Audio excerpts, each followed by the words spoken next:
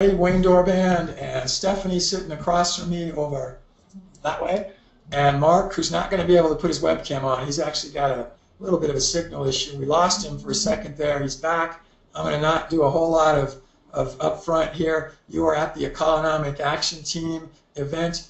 I'm going to turn it over to Mark, let him go in case we lose signal again. He lost it before but got back on in about 2 or 3 minutes. So please, if we lose him, I'll kind of pick up some slack and just talk for a little bit, and then I'm sure he'll get back on. Mark, and you know that if you needed to, you could just call in with your phone. Stephanie gave you that, but this way is way better because then you go through the presentation. All right, it's all yours, man. Take it away, buddy. All right. Hey, welcome, everybody. Thank you for being here tonight. As you guys know, we're going through the curriculum on forest ecology. And past few weeks, we've been dealing with disturbance and spent quite a bit of time on wind and quite a bit of time on fire. And as you know, I am a nature enthusiast, and so I like to be very actively involved in what's going on. And Jen and I just are returning right now an event that's been sponsored by the Stewardship Network based out of Ann Arbor, Michigan. It's a citizen-based restoration ecology network, and they've been working on non-point source pollution mitigation, field monitoring of pollutants, etc. And so what they did is they had an event where farmers who participated in the program could come and sail on a schooner on the western end of Lake to see the effects of what they're doing and why managing water, sediments, and non-point source pollution in the uplands is so important. So the first day was Monday. We set sail on the schooner. It was 2 hours late. So we milled about the Great Lakes, Museum for a while, like 2 hours, and then what is going on with my screen? Does everybody else see like my computer, my calculator and calendar? I don't know why that's on the screen. But anyways, the Mark, ship was 2 hours late. And, yes. Oh, now we are. Yeah, I don't know why that's there. We weren't before. How do I get rid of that? I don't know. That's weird. I don't know how that's. We don't need to see that all the time. Then I'm scrolling through that. Anyways, so on the. I can just put them over there, right? Yeah, get them out of the way. I'm trying to get them out of the way. So anyways, we went out, and the skipper had to call the railroad bridge to have them move it out of the way. And so instead of going out into the bay right away, we went upstream in the Maumee River, and then we turned around and got grounded, stuck in a sandbar. So our Monday's trip was only about an hour and a half, but then yesterday's trip, we did sail around the western part of the bay, a number of different presentations, one from the former director of one of the main research institutes in the Great Lakes. And we actually took quite a few photographs of these deadly toxic algae blooms that if you were to fall in that part of the lake where those blooms are going through, you would most likely just barely survive if you survived at all, severe liver damage and all that kind of stuff. And then we stopped off at Warren Dunes State Park in the western shore of the state of Michigan, where there's a series of sand dunes that you can go from bare sand all the way through the successional process. Within 150, 200 yards, end up in old growth, shade-tolerant sugar maple, basswood, beech, hemlock forest, and the range of species range from about, in the southern part, from the species that you can find in Georgia, Louisiana, all the way up to Minnesota and Maine. It's an amazing diversity crossover spot. And so we're on our way back from that. But as a group, we've been going through disturbance, and tonight what I'm going to try to do is do a lot more tying together what we do as land managers with the actual ecology of a place, and understanding a little bit more about disturbance and a little bit more about what I do as disturbance and how can I imitate natural disturbances for particular effects. And now my slides don't want to, there we go. How come my down button doesn't work? All right, this is bizarre. Everybody, we've decided Mark's computer is possessed. So, All right. I got my start in permanent agriculture by reading J. Russell Smith. I didn't read it in 1926, but that's when he wrote it. He suggested growing our animal feeds in the upper story and pasture in a lower story on all hill ground that was susceptible to erosion. I think that's a great idea. It's as brilliant today as it was in 1926. So that's where I got started in this permanent agriculture stuff. And then I bumped into this permanent agriculture by Bill Mollison. And the sentence in white is what I'm all about, and what a Colonomics Action Team is all about. Is our goal is to design systems that are ecologically sound and economically profitable. Because if we do that, we've done just about everything right. And then we have a beautiful ecological system that we're living in on a healthy green planet, clean air, clean water, and we're paying our bills. Now we have time to develop higher, more peaceful and creative social structures. David Holmgren took a lot of what was in the Permaculture Designer's Manual and put it into a series of principles. And most permaculturists are familiar with permaculture principles that start with observe nature, imitate nature systems, and interact with the system that you create. All the rest follow from that. And until we've figured out this part where we're going to observe nature, imitate it, and interact with it, I don't think that we really need to go further, because if we don't get the first one right, how can you get the second and third and so on? So in order to observe and interact, we have to know the difference between an observation and a concept. And I know some people get frustrated with me for bringing this up over and over and over and over again, but this is so seriously significant. An observation is something that you see, hear, taste, touch, smell, measure with instruments, derived through testing. And if I observe a phenomena and describe on a piece of paper or whatever how to observe this phenomena, and I give it to you in Michigan, or you down in Georgia, or you over in New Zealand, you can follow the same process and you will observe the same phenomena. You may call it by different names, but you'll observe the same thing. So that's observation. A concept is merely an intellectual construct that we lay upon reality. Now, supposedly it's supposed to help us understand reality, but doesn't always work that way. And I've used a number of different examples of how to tell the difference, or at least show you the difference between observation and concept. And I'm going to do this with the next slide. I want everybody to look at this nice bunch of ripe Cavendish bananas. These are a stage 6 banana. They are, the perfect ripe bananas. Are blemish-free. There's no, insect damage, all that kind of stuff we can't see on it. What color are these bananas? And of course, we can't hear your answer, but you're just thinking this in your mind. What color are these bananas? Well, if you said yellow, what you did is you had an intellectual idea of what bananas should look like, and you projected that onto this screen, where this screen has bananas that are in a gray tone. It's all black and white photography. So if you said yellow, you were not observing the actual phenomena, you were observing your thoughts. And look at this banana here, these bananas, and say that they're yellow. That's not true. That's not accurate. Those bananas in this picture are not yellow. Anyways, I wrote a book, buy it. Somebody told me they tried to get it on Amazon and they were sold out. So we're going to be going through, we have been going through the forest ecology curriculum. What that is a study of all of the interrelated patterns, the processes of flora and fauna of ecosystems that include woody plants, forest ecosystems. And any forest ecosystem is like a discrete unit of land, which might actually be the land that's bounded by your property lines. That is considered a discrete unit of land, and it includes all the plants, animals, microorganisms. So if you think about the levels of complexity that's involved, phenomenally complex systems, a computer functions with a series of on and off switches, more or less. And so with 2 on or off, we can come up with computers and screens, and we can see all kinds of stuff. Now imagine an ecosystem with 100 different parts interacting perhaps 100 different ways.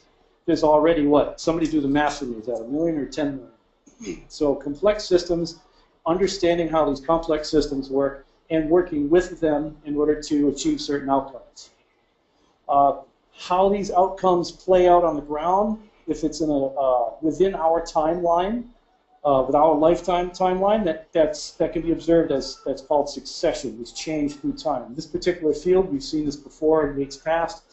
If we were to just leave it alone and do nothing to it, the plants and the animals, the soils, everything on that site will gradually change through time. That's the process of succession.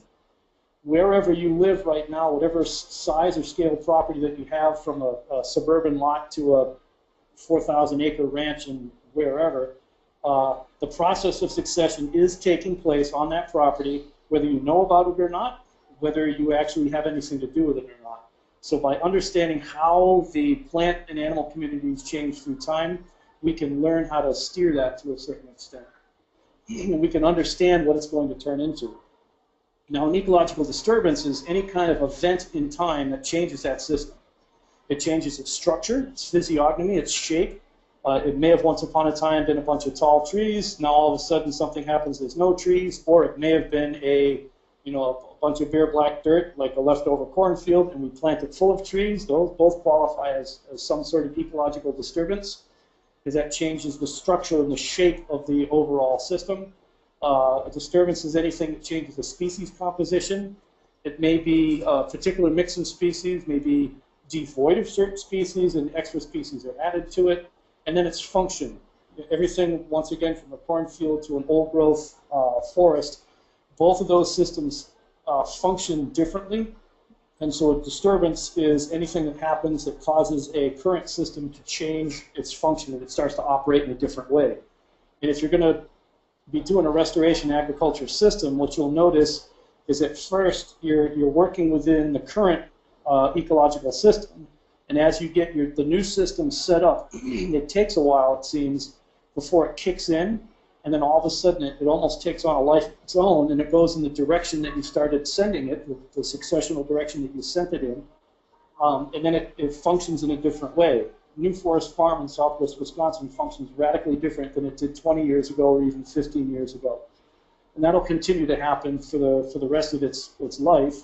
And understanding what kind of disturbance that we do, how it affects the functioning of that system, how it affects the species composition of that system, that sets up the next wave of succession and the direction that it's going to go in. So we can have a reasonable understanding of where our system is going if we understand this dance between disturbance and succession, disturbance and succession.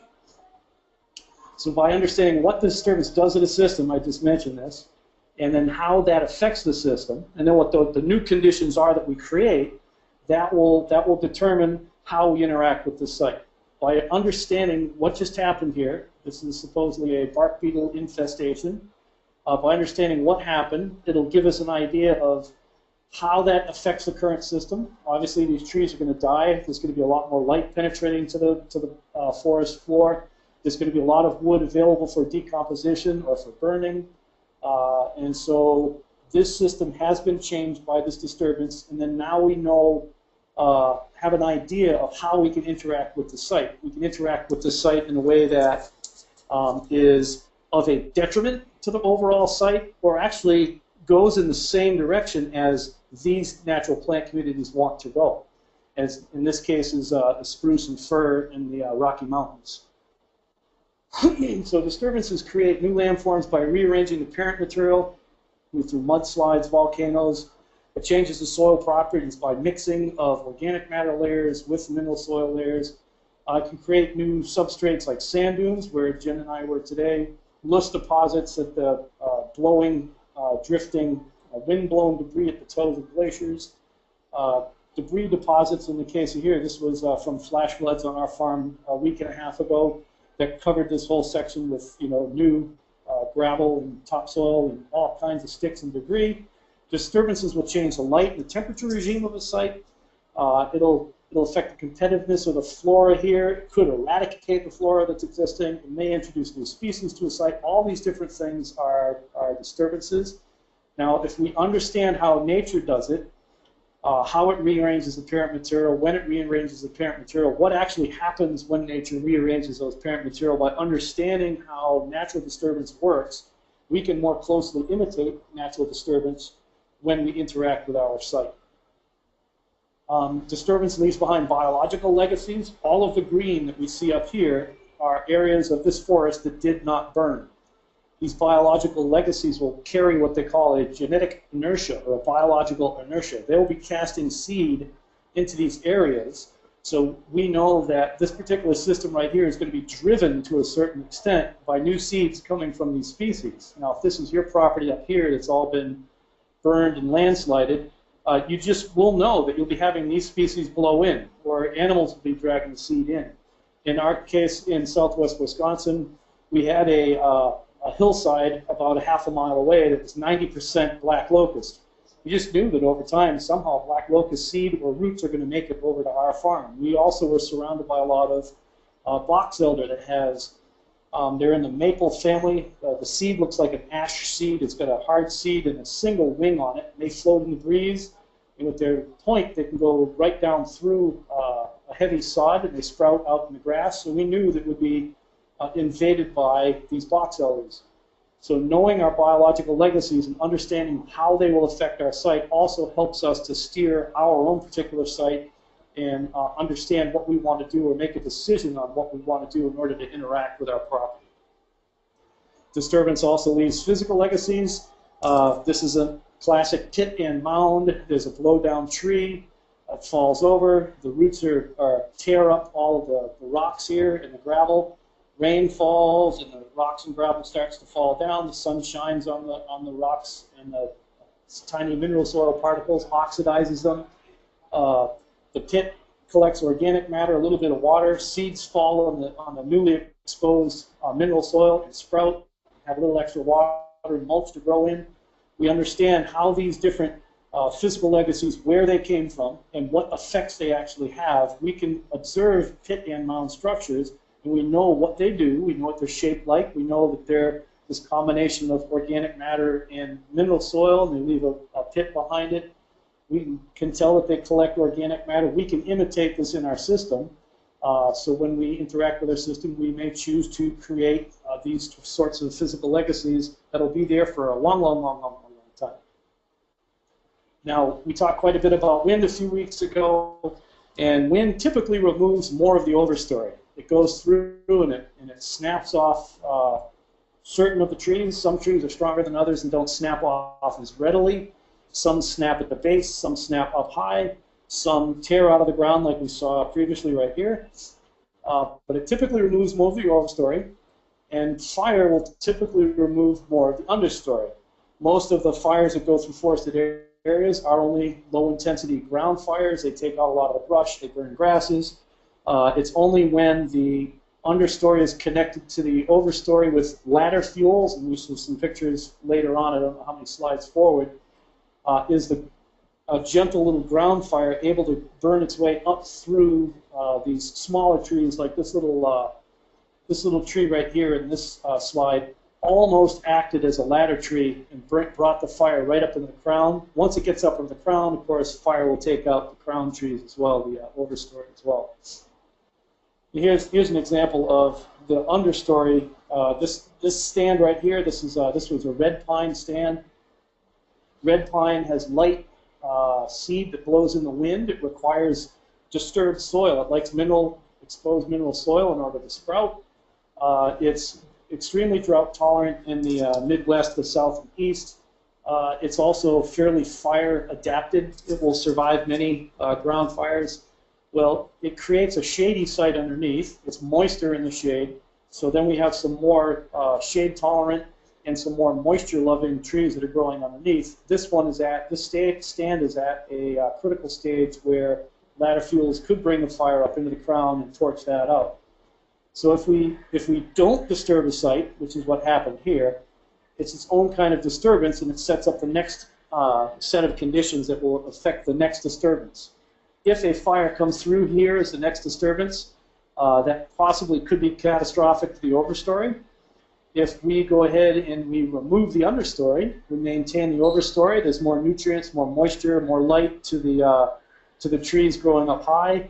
They'll grow faster. They'll put on more straight, clean bowl wood. Perhaps it'll expose enough of the forest floor. We can do other activities underneath it. We'll see some slides later on where that was the management choice done with a particular piece of property like this.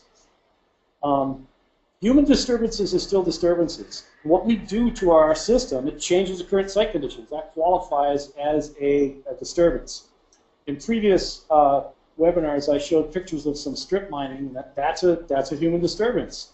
We went in, we removed the mountaintops, but left behind, there's like a couple of patches of brush over here, there's some grass over there, some seeds somehow managed, to be on the side of the road, and it was surrounded by other vegetation that will eventually move in and colonize the site.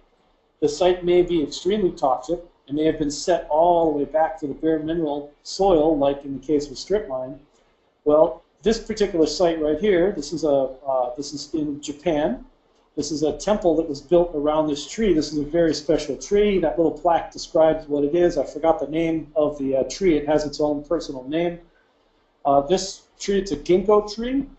And this tree was 1,000 meters from ground zero at Hiroshima, Japan, when the atomic bomb went off.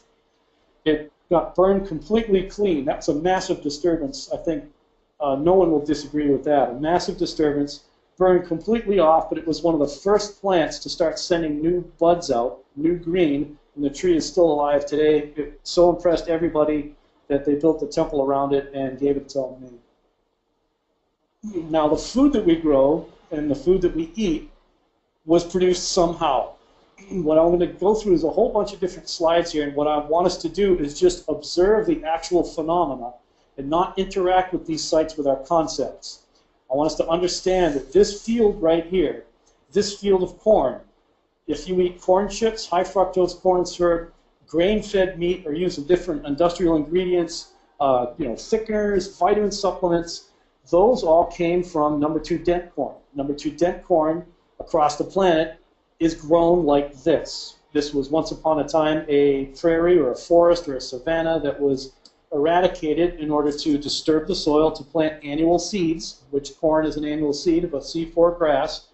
This is what that diet produces. So eating all these things down here is what creates this kind of disturbance on the planet. This kind of disturbance, when done over and over and over again, is causing all kinds of problems worldwide. It's this kind of disturbance that's causing Lake Erie to have toxic algae blooms so you can't even swim in the water without it killing you. This is a wheat field. Your bread, pasta, cookies, your sugar-coated breakfast whoopie cereals all create this kind of site disturbance on the ground.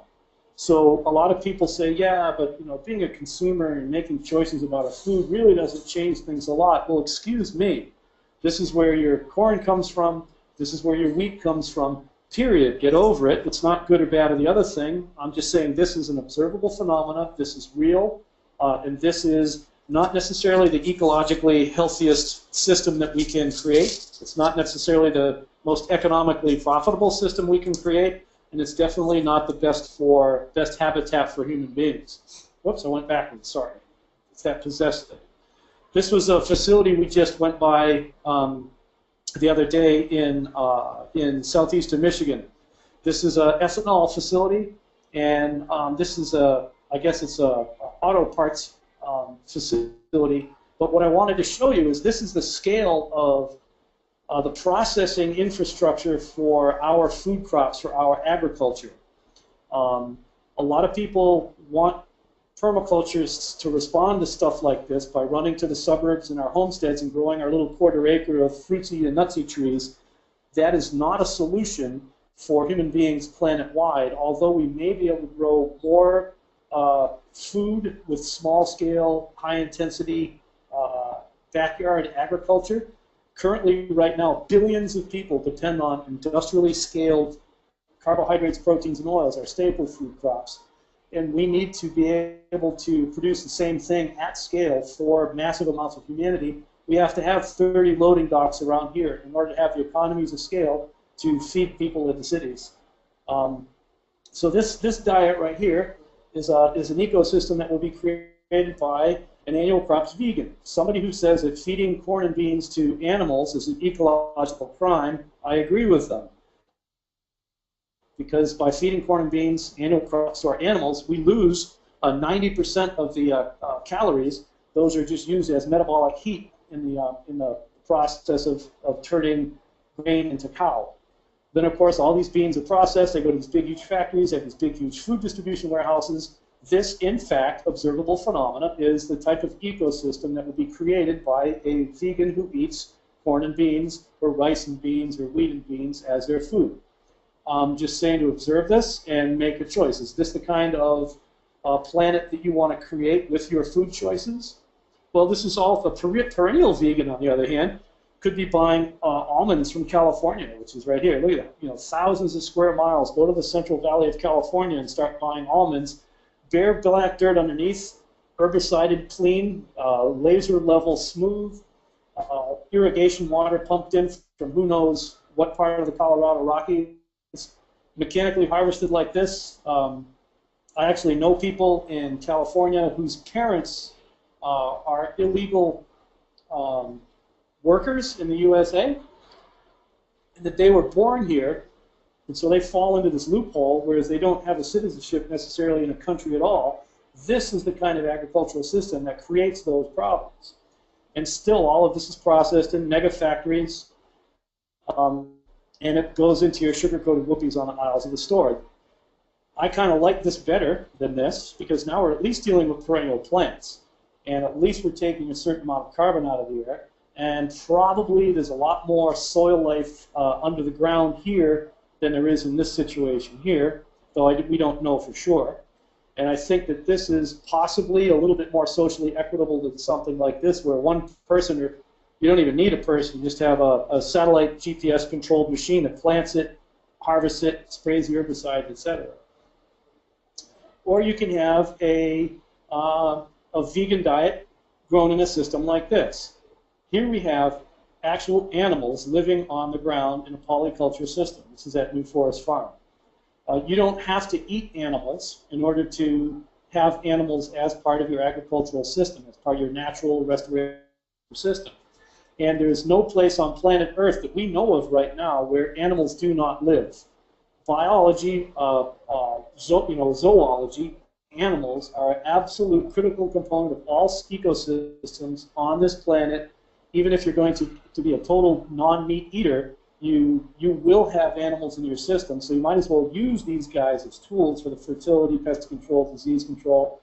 But we can set up more modest scale systems, perhaps that use wind and solar power to run our machinery, so we still have some good processing efficiencies, and we can have different social structures with people interacting with the farm system. So our choices do create a different system.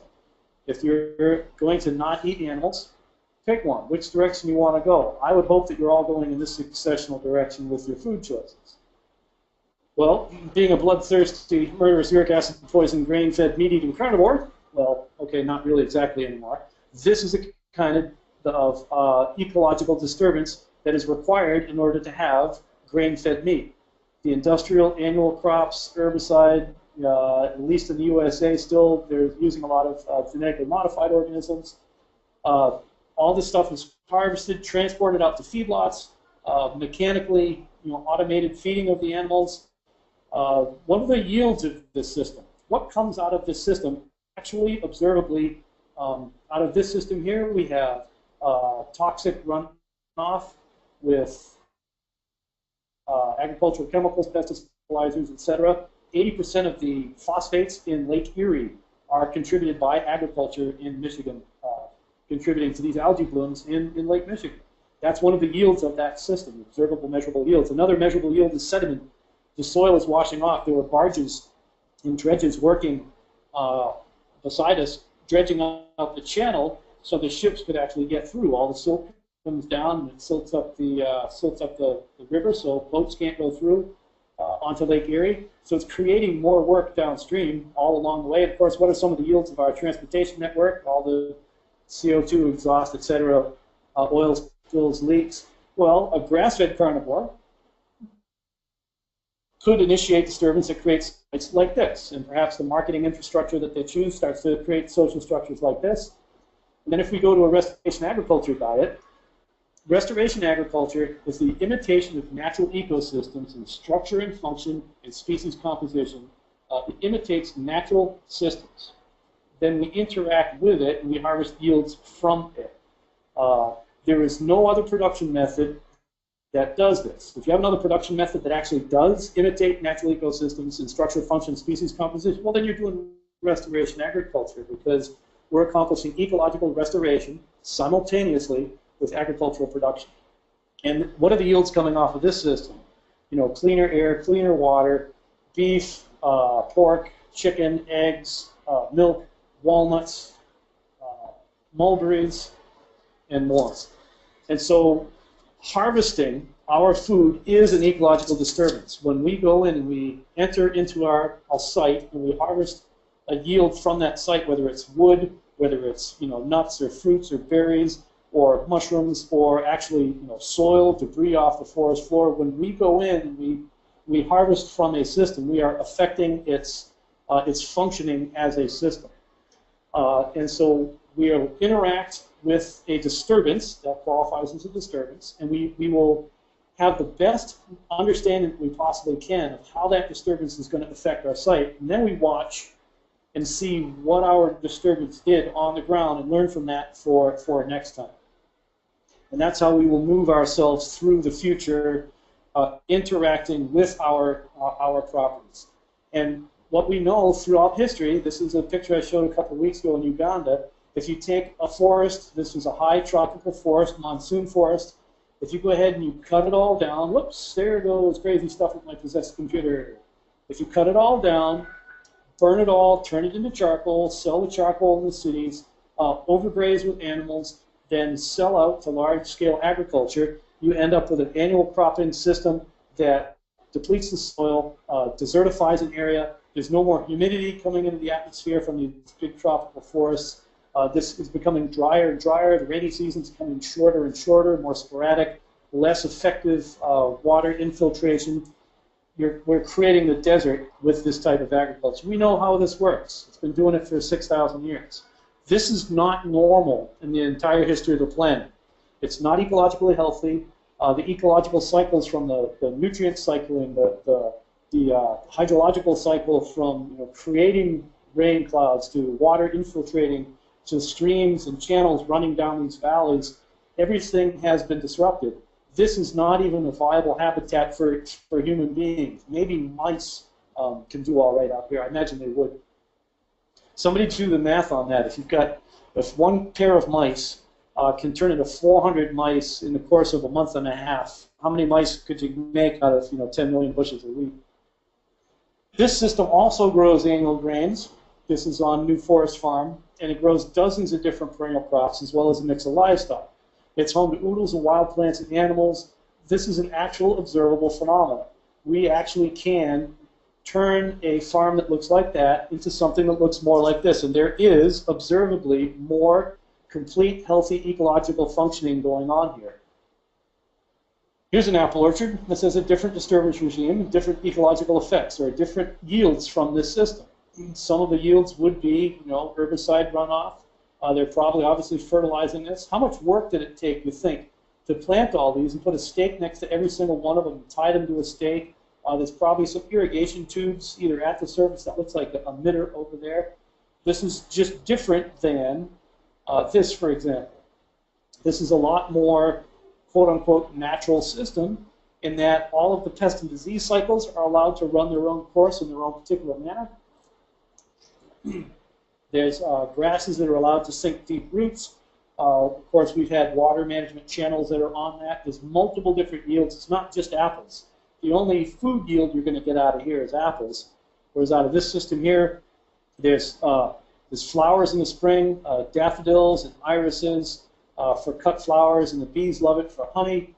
Then there's comfrey for medicinal herbs or animal feed that are accumulating calcium, and I think it's potassium. It's providing overwintering sites for parasitic wasps and so on. And grazing animals, cattle move through here, hogs can move through here. There's a number of different yields that come off of this site. Maybe not as many apples as that straight and tall orchard where there's only apples coming off of it, but there's multiple different species. Now these two right here, you'll notice how the branches are low to the ground. This was taken before we started grazing cattle in the apples. This one is after we started grazing cattle in the orchard. Part of what we notice, of course, is that we have more light penetration to the ground level. When you have more light penetration, you have fewer fungal diseases happening because sunlight is one of the best fungicides that's out there. And you've broken this little scab, especially cycle, where a drip of water will hit a scab spore, and will splash up and find a leaf of an apple tree, and keep splashing up, just like a ladder fuel with fire. Your different fungus can climb up these ladder fuels and get to the top. Whereas if the cattle graze off the bottom, no more ladder fuels, better light penetration for disinfecting that way, better airflow to get rid of moisture. This is a different system. We've disturbed this with cattle. We got a yield instead of an expense of spraying fungicides or whatever we would use. We now actually get a yield out of the system while accomplishing fungus. This type of hazelnut orchard has a totally different disturbance regime, a different set of inputs and a different set of yields. What are the inputs in this system versus a system that looks like this? This is a Midwestern American hybrid hazelnut shrubland. It's quite different than this. This is a European, based on European hazels. This is an Oregon herbicide strip underneath. A shrub is actually trained to act like a small tree, whereas here, the American hybrids were just letting the shrub stay a shrub, adapting the equipment to it. This is a different ecological reality on the ground, observable, measurable over and over. I'm not saying which one is better or worse or right or wrong. And then there's this one. We've got the hazelnut shrubs, and we've got the animals right in there with it. You can see our hazelnuts up here. And notice there are no hazelnuts down here, really, because these guys love to crunch hazelnuts off the bush, and if they're eating a 30% protein nut with 50% oil, there's plenty of calories to gain with. Here's one way of growing pine. This is a zero-input method of growing pine. We know it's zero because it's in a designated wilderness area in Boundary Waters Canoe area. What are the economic returns to people? What are the food returns to people? There's tourism, and then timber eventually, if we were going to harvest it, but it's in a wilderness area, so even that's not there. So the only economic yield here is tourism. No human contribution to the human food supply, except for people like Jen and I when we went through and we picked some berries. That's not a real model for agriculture in the U.S., other than that this gives us, or even around the world, it gives us a model of what to imitate. Nature is managing this system. There's a whole bunch of yields in there that wildcrafters know all those yields. And this was managed with no cost, no expense whatsoever, just with wind and fire and animal impact and whatever else might come through here. How close to zero inputs can we get with our system while maintaining yields, harvestable yields for human beings? Look how similar these two systems look. This one right here has yields of beef, milk, chicken, eggs, alpaca, and sheep meat, and wool from both of those.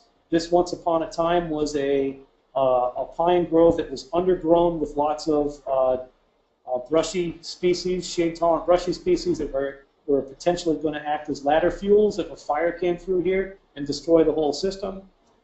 Instead, the landowner went through and began to remove these understory brush layers, burn a bunch, inoculate some into mushrooms, chip a bunch, mill some, the larger ones, into lumber and build small cabins. And eventually, with letting the sunlight in, there was more grasses growing underneath, and now they're able to yield beef, milk, chicken, eggs, alpaca, meat, and wool. And of course, eventually, pine timber. This is a southern pine situation. Well, here's another pine situation. Pine is basically the only yield. Who wants to go recreating in that? It doesn't really look all that fun. There's not a lot of wildlife growing in there. Hardly any sun penetrating the forest floor. No herbs. Perhaps you can get some mushrooms, but not very many. What are the tourism benefits from this? No contribution to human food supply, very little wildlife, and of course inputs, planes and trains and automobiles and all that kind of stuff. Highly input-based system for what kind of yields? Minimal yields. Restoration agriculture, we want to imitate nature, natural systems as closely as possible for a low-cost way of producing agricultural crops. We will use disturbance as a way to change the the structure, the function, and the species composition of our site in order to have it stay ecologically healthy, provide us with yields, and because we're talking agriculture here, restoration agriculture, we're focusing quite heavily on food yields for human beings. In order to really, know where you want to go, it's a good idea to have some goals in mind. What are your goals? Let's map the piece of property that we have at our command, whether it's the postage stamp in the city or the 5 million acres out in northern Canada. Then we develop a set of objectives for the various different areas. What are our objectives in each little region of the farm? Even Wayne's farm, I believe it's only 40 acres. He's got some high hillside, almost mountaintop, and he's got some valley bottom with water. Very different sites from up high to all the way down low. They would require or ask for different types of disturbance regime in each place. We come up with a plan, and then we go ahead and we interact, and then we assess our outcome. We accept feedback. So we start with our goals, and we now interact with our system, and then we take feedback. So we're going to plan, act, seek feedback, and then adjust forever through time. Some of the techniques that are used in ecosystem management, forest stand management, is, of course, harvest. Timber harvest. Cutting trees is a disturbance on the site. It is something that people have done for as long as people are around, I guess. What we want to do is have an understanding. I'm not going to say that this harvest technique is better than that harvest technique. We want to have an understanding of what the different harvest techniques are and just think through what are some of the ramifications of this particular technique. Clear cutting, of course, has got quite a bit of notoriety because it's visually quite, let's just say, spectacular. When you see entire mountainsides leveled for miles and miles and miles, it's just an amazing sight to see. What clear cutting does, obviously, is it removes an overstory, and they also remove the understory. Notice all different diameter trees removed here. Clear cutting tends to favor earlier successional woody plants. Things that sprout back from the roots that are like fire dependent. So this could imitate like a big huge burn went through and just burnt everything to a crisp, a crown fire. And what sprouts back from the roots are things like aspen, they're classic willow, cottonwood, hazelnut, oaks, silver maples, sugar maples. A lot of the fire-adapted plants sprout back from the roots, and they'll be coming up in this particular site here. Well, then other trees that would come in are the light-seeded ones. So clear cutting tends to favor early successional plants, trees coming back. So if we have our system that we've designed, if our system relies on early successional plants, like at New Forest Farm, we have a lot of hazelnut and apple and chestnut. All of those sprout from the ground. They are adapted to getting, leveled, completely leveled. We could mow the whole entire farm down next week, and it would all sprout back. Then some other stuff would move in from the outside. But that's an early successional strategy to favor early successional plants. Seed tree cutting is when you would leave a few trees behind of a specific variety that will be able to sprout in this clear cut. So it's almost a clear cut, but not quite, because we're going to leave some seed trees behind. One of the fascinating things with seed trees is sometimes you'll have a logging crew that gets orders from a forester and says, oh yeah, do a seed tree cut on this area, but they go out and they do a seed tree cut and it's not a heavy seed year, and so there's not a lot of seed that's cast that year.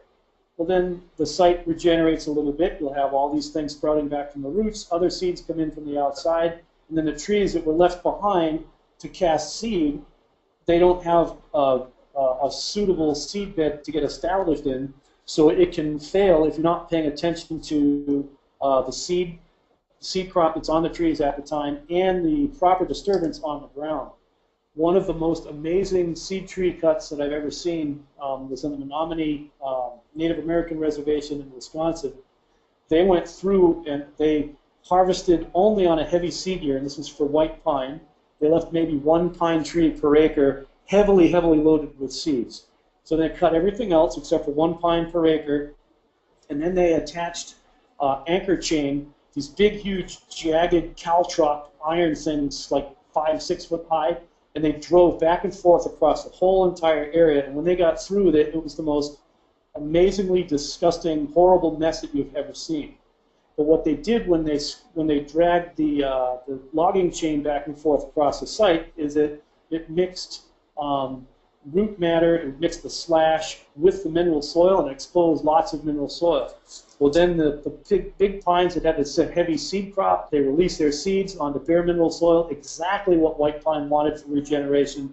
They had more pine regenerating on those sites than you'd have like flies on a roadkill. Amazing regeneration. So understanding why we're doing this kind of harvest and what our objectives are is very important.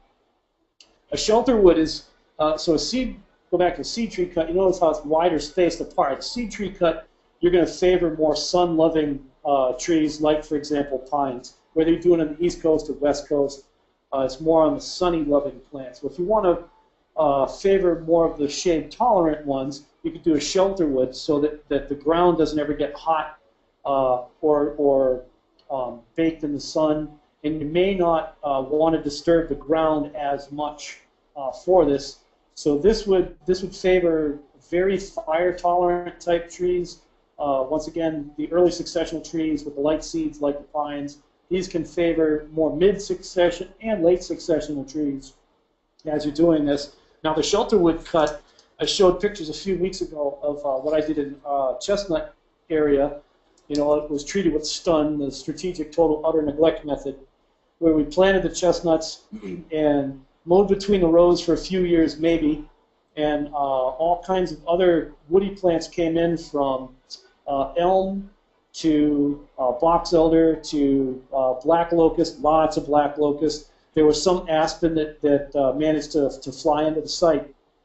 After that grew to a point that the black locust and other trees started to slow down the growth of the chestnuts, I went and I did a removal this spring of the non-chestnut plants. So it's kind of like a shelter wood cut, whereas I went and I removed 50%, maybe more, of the woody material that was there. I'd let it grow long enough so I had wood, firewood for mushroom log inoculation and so on. And then we drove through with a flail chopper and we chipped up all the brush. And because it was just about leaving the early successional phase and the grasses were starting to peter out, as soon as we released these chestnuts to grow better, the grasses really exploded, especially with the nitrogen from the black locust, and then we grazed cattle in there then. So we used a shelter wood cut kind of to imitate a blowdown. We blew down all of the black locust and elms and box elders, and it favored the retention of the chestnuts, of course. The grasses grew like crazy. We had a lot of stump sprouting from the trees that grow back from the stumps, like black locust, for example. So we almost imitated a blowdown, and we had animals thrown in there. A variation of like a clear cut or a shelter wood cut could be called a diameter cut. You could say, I'm going to take out all of the trees that are larger than this diameter, regardless of their species, whether they're sun-loving or shade-tolerant. You could do a diameter cut that removes the upper ones, or you could go in and do a, sometimes it's called the timber stand improvement, where you remove a certain diameter and smaller to favor the crop trees left behind here. This is also similar to what we would have done with the chestnuts, and this is more similar to what a fire would do. It would come through and remove a lot of the lower, brushier understory. Obviously, what this didn't do is it didn't burn it and combust this material, whereas on our site we chipped it, so at least it will rot and decay into the site. The slash and the debris on your site, whenever you're cutting branches, that's an important part of the nutrient cycling on the site, because there are minerals that are bound up in there. All of the energy that's in that wood and all the lignin and cellulose, that's important energy for your fungus. And as your fungus metabolizes, they're taking other things out of the air. A lot of fungus do is they'll accumulate phosphorus on the site. So the slash rotting in place is actually a very important part of the system. A lot of decay is a good thing in the system. Another modification of a shelter wood cut is what's called a coppice and standards. And these are some pictures of a coppice and standards. Coppice and standards those of you who are familiar with the word coppice, you cut a tree down and it sprouts back from the root. What do we know about trees that sprout back from the root? That's a fire adaptation. So in all these pictures here, a human being went through, imitated fire, and removed the above ground woody portions of this, did whatever they did with it, whether they're making charcoal or building buildings out of it or using it for fuel, feeding livestock with twigs and branches, whatever. Then the trees sprout back. Whoops, don't do that. All right, go back here. Well, then what can happen out of a stump sprout, you get the stump sprouting back like this. You can pick one or two with maples and oaks. I'll start with the whole clump, and through time I'll begin removing one stem out of that clump, every 2, 3, 4, 5 years, usually when it's at a good prime size for firewood or mushroom logs, whatever I'm using it for. And then I leave behind the straightest, most vigorous growing sprout, the one that's most securely anchored to the stump, and that's the standard. And so you could have these little sprouts down the bottom and a standard up in the center, or you start with this and you remove, maybe you move this stem 1 year, this one the next year, leave this one. They keep getting bigger and bigger as they grow. Maybe you leave this one last, or leave that one last, or a new sprout comes up. So it's a way to manage a woodlot quite sustainably, because when you actually coppice a tree, you keep it in a juvenile life stage, and coppiced trees actually, you'll extend their lifetime. If a tree would normally live 100 years, if you plant it and leave it alone, it grows, gets old, falls apart, and dies. But if you cut it down before it becomes, a senior citizen, it'll sprout back as a teenager. If you cut it down before it's a senior citizen, it stays as a teenager. Trees like Castagno de Centocavalli in Sicily is 4,000-year-old chestnut tree. That's been coppiced continuously for almost 4,000 years. That's a very, very old chestnut tree. Now, group selection is when you'd go into an area and remove clumps of trees, groups of trees, and this could imitate either blowdown or fire. And this is a little bit less aggressive of a cut of what I did with the chestnut trees. And also, these pictures are all showing ideas for timber harvest prescriptions, and it's intended to have taken place in a forest. So this is more from a forester's thinking. As restoration agriculturists, we're actually farming, and so we're going to actually be a little bit more efficient on our land, especially if we've planted the doggone system. So these things will be in rows, and our groups might be in rows. We have a row of chestnut, we have a row of oak, we have a row of hazelnut, we have a row of apple, and so we'll go through by a row and remove a strip at a time, a strip cut. That's a group selection. These are the smaller openings that we leave from these shelter woods to group selection, and then finally to individual trees, single tree selection. They tend to favor the more shade tolerant trees, the later successional trees. In the east, beech and hemlock, basswood, that sort of thing will tend to tolerate, and sugar maple, the deep dark shade better. When you leave these little pockets, any new plants that get seeded from around here or come up from sprouts or that we plant in there, they're surrounded by shade, and the only light for them is to go straight up. So they'll have a tendency to grow straight up faster, quicker. And so if you want to plant trees and favor timber production, or at least include timber production as one of your eventual yields, doing a shelter wood cut or group selection cut will help to get you more straighter, taller stems per unit area. I like the straighter, taller stems because there's fewer branches, and if I harvest it at a small diameter, 4 to 6 inches or so, I really don't have to do much splitting for firewood, and they're perfect for handling if you're going to be doing mushroom logs. And here's the single tree selection where you would take out one tree at a time. When interacting with a system, whether it's your planted restoration agriculture system or a forest for firewood and timber, and any kind of forest farm products, medicinal herbs, shade-grown ornamentals or mushrooms, etc. Whenever you're doing this, we want to actually take out the worst plants, leave the best. instead of being a logger who's going to get paid by the volume that he removes, and they'll take out the best and leave the junk behind, we want to continually be taking out the poorest quality trees, the one that don't produce whatever that yield is that we really want. We pull out the ones that don't produce as well, either crooked trees that aren't producing good timber, or ones that don't produce good nuts in the case of nut-producing trees or fruit-producing trees.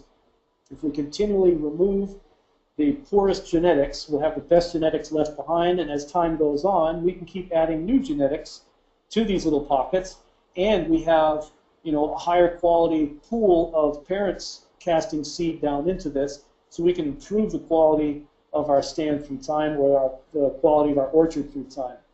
A classic example of single tree selection are old growth forests. The ones that have gotten so moist they don't burn underneath, and they're several hundred years old, lots of mosses, not a lot of grasses, if any grasses underneath.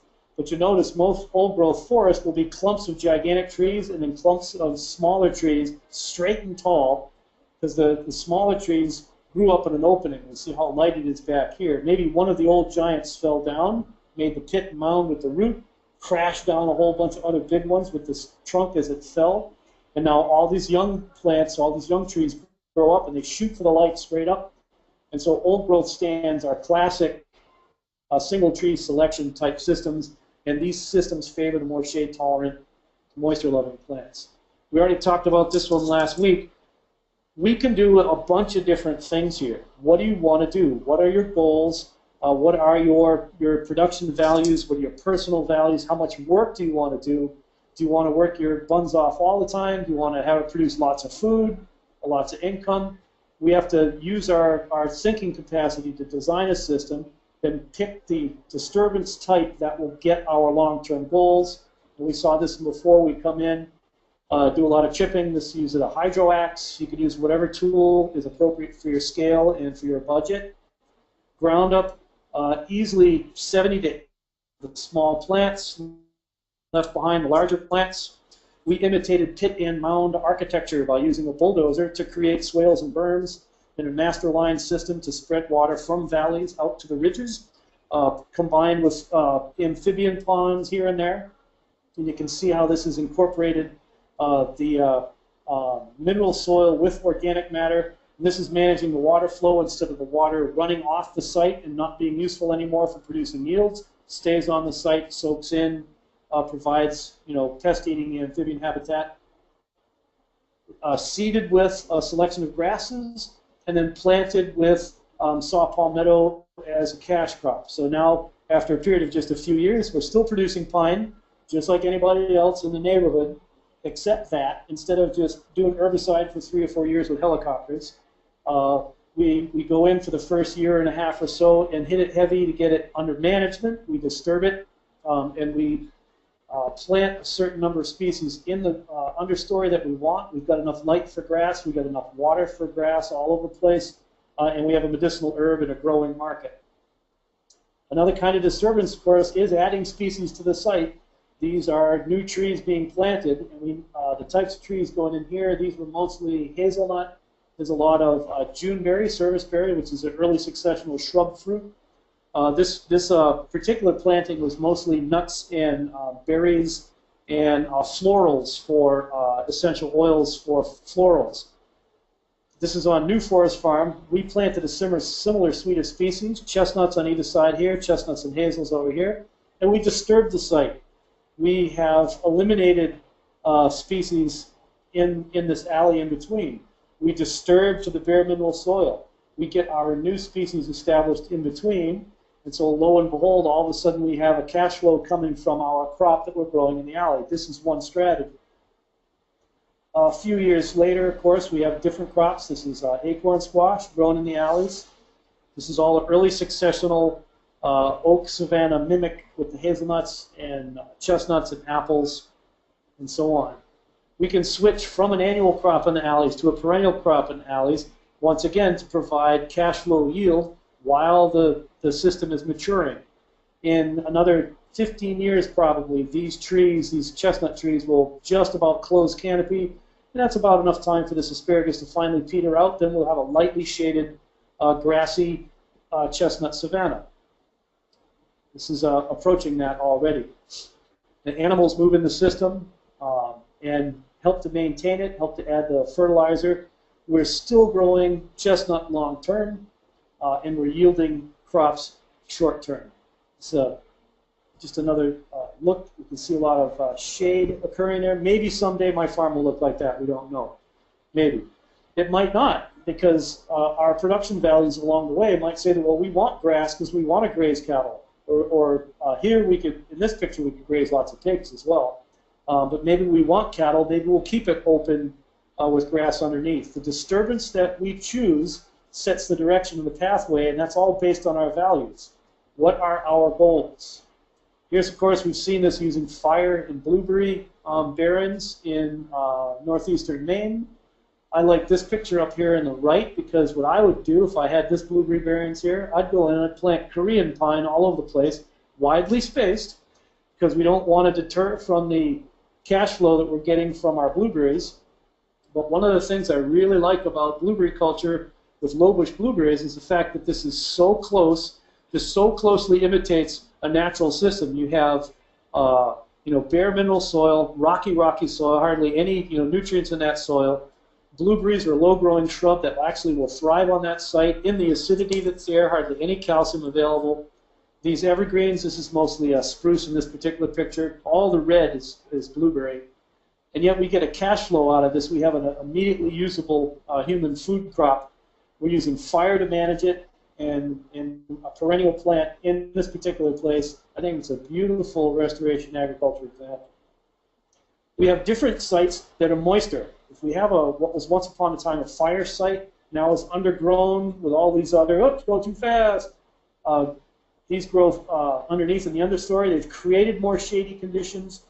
That might eventually shift so it's no longer a flammable site. It becomes so moist and humid. We saw the mossy old growth system earlier. Once you're in a shade-tolerant later successional phase, most of the disturbance in a moist site, bottomland site, will be single tree blowdowns. A hurricane comes by, or a tornado, or some kind of storm, where in many cases there's just so much rain falling that the soil gets so soft that the trees just fall over glurp. Different kind of disturbance would be required on this site in order to interact with it. We had talked about this a couple weeks ago, that if Engelmann spruce, it's one of the pioneer spruces that will go out after burns, for example. It'll grow up, and then eventually, without fire as a disturbance, it'll be replaced by Douglas fir, which will eventually be replaced by ponderosa pine, and then eventually, if the pine will get replaced by grasses, that's the other way around, if it keeps getting burned too much. Then if the frequency decreases, you'll start to get these more shade-tolerant, more moisture-loving plants underneath it. So to understand what happens in both directions, if you increase the intensity of disturbance and decrease the intensity of disturbance, will give you an understanding of where you're going to steer your site. This is the boreal forest, northern Canada. It's more typical are large blowdowns or larger burns. There's a larger regeneration that takes place. There's a lot fewer species the further north you go. Understand the disturbance regimes of your site. I think this is all up in northern Manitoba, this particular picture here. And it's mostly wind throw and fire that does this disturbance. If you live in a place like this is a suitable way to interact with your site and go into these areas. I'm pointing to my screen instead of using my cursor. Establish the species that you want for your productive goals. Here, perhaps blueberry, Korean pine, Siberian pine. Allow grasses to grow. Graze some animals in there. Manage it with some grazing animals, and perhaps mowing instead of fire, and a chainsaw instead of blowdown. Northern Rockies, look at all these different patches that occur. Once again, blowdowns, larger fires, large insect outbreaks. We have all phases of succession going on here, from sediments being deposited by beavers, mosses and grasses and lichens and shrubs, then early successional sun-loving. Later on, understory would be more shade-tolerant. We have either a blowdown or a clear-cut patch. Learn the disturbance regime of your site, and figure out how to manage your site so it's consistent with the disturbance regime. You can also manage your site so as to protect it from potential threats from somewhere else. And if you are in an area that is fire prone, you will want to remove ladder fields, and you will want to remove and keep the grassy component a little bit lower than it could be. You don't want it to go too dry and tall, because you don't want a wildfire from somebody else's place coming on your place and destroying your whole property. So here we are. This is a situation. This is a mixed northern hardwood situation in Maine, where 30 years ago I introduced butternuts and hickories to it. So butternuts and hickories are fire-tolerant early successional species in a different zone completely. So they would require one kind of disturbance to help maintain them. Well, I also have the sun-loving early successional species of birch and aspen coming in, and I have late successional species of red spruce, moisture-loving red spruce, and a lot of sugar maple and beech. So what do? Well, what are your goals? What do we want to accomplish on this site? I didn't necessarily intend to plant pasture grasses here. These are grasses that kind of invaded from the road. It's basically a jeep road that goes up to this particular place. But by planting the right woody species with them, they moved in. Now, do we want to grow birch for saw timber? Birch will require either a clear cut, a blowdown, or a fire to wipe it out, start to regenerate. Do we want to favor our spruce component and grow, saw timber, spruce? Do we want to favor nut production? What we want as goals is what's going to determine how we interact with our site. And if we imitate the different disturbances that these species would naturally experience, we'll be able to steer the future of the site and over time, turn this into a very productive food, fuel, medicine, fiber producing system that is almost a natural ecosystem. Well, it is a natural ecosystem, but it's almost naturally maintained. So what are some answers to this? What would we do? What would you do to this site right here? How would you interact with it? And so what I wanted to do tonight was to take a little bit of what we've talked about of disturbance in the past, put it into our agricultural context again. We are going to be doing ecological restoration simultaneous with agricultural production. We will use techniques that imitate nature, and we will do them not because we read about it in a book and it told us that you have to do this. What we're going to do is we're going to think about what are the goals that we want to accomplish, how does nature do things that will accomplish those goals for us, and let's imitate those in our farming and our forestry practices. So that's it for tonight. Observe your site, know your biome, its dominant plant communities, and later on in many future webinars we'll go into optimizing your site hydrology, mimic the natural systems in your area, learn the past and present disturbance regime, and then steer and guide your system by using strategic disturbances, knowing where they're generally going to go. These are all our tools at our disposal, and that's my webinar for tonight, and I'm sticking to it. And it was awesome. Let's give people a chance to catch their breath and maybe throw a couple of questions in if you got a couple of minutes, Mark. So if you guys got it, throw them in. That was really powerful, Mark. That was just great. That non-point source pollution, you and I have to talk about that a little bit more. We'll go into a pretty extensive thing on all of that, because part of what is so simple is just simple buffer strips. Like, look at this picture right here where I'm doing the cursor. A buffer strip that wide between corn and beans and a riparian zone, a stream or a pond or whatever, it will remove 80 to 90% of all sediment, all above and below ground nutrient that's trying to leak through there. The trees just gobble it right up. So 60 feet of a buffer around these riparian zones. Well, farmers don't want to do that because that's 60 feet of production that they're doing all around their whole entire property, and then they won't get as much of their government subsidy if they do that. Well, they can get a subsidy for buffers, but it's not what you could get as if you were going to crop there.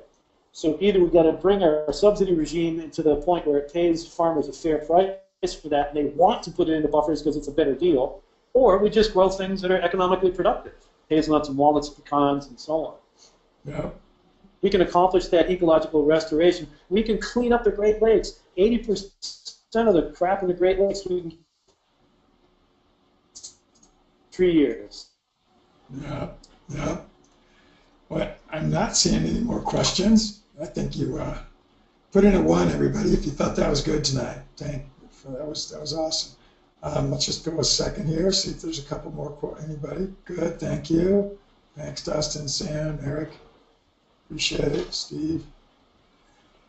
Well, I want to thank Mark, as always. This has been great. We are in week 13. Wasn't unlucky. It was a good 13, and we'll move ahead next week. What's on tap next week, Mark? Are you still going to be in disturbance, or what are we going to move to next week? I think we might have lost him. We might have got the perfect timing.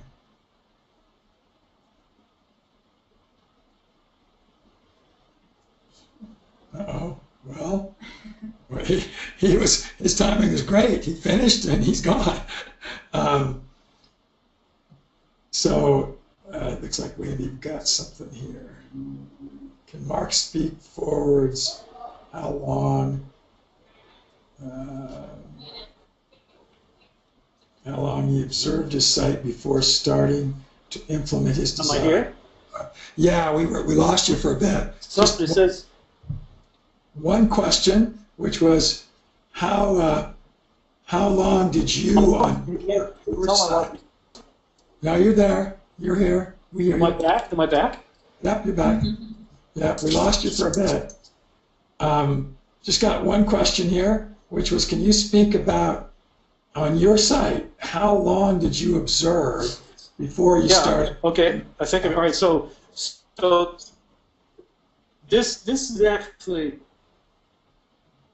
is actually really significant. That I heard it. I didn't lose the connection. Oh man, I can hear myself. All right, all right. What I said 300 years, because part of the observation is learning how to read, and this is why we're observing nature, and this is why we're going to imitate nature. By looking at what's there, we can tell the successional pathway of how it got there. And so on my site, if you look at this cursor, that tree right there is at least 300 years old. I have a 300-year history of what the plant communities are doing on this site. So there's 300 years worth of observation just by walking around. So by observing the natural plant communities of your area, you know what the site has done for eons into the past.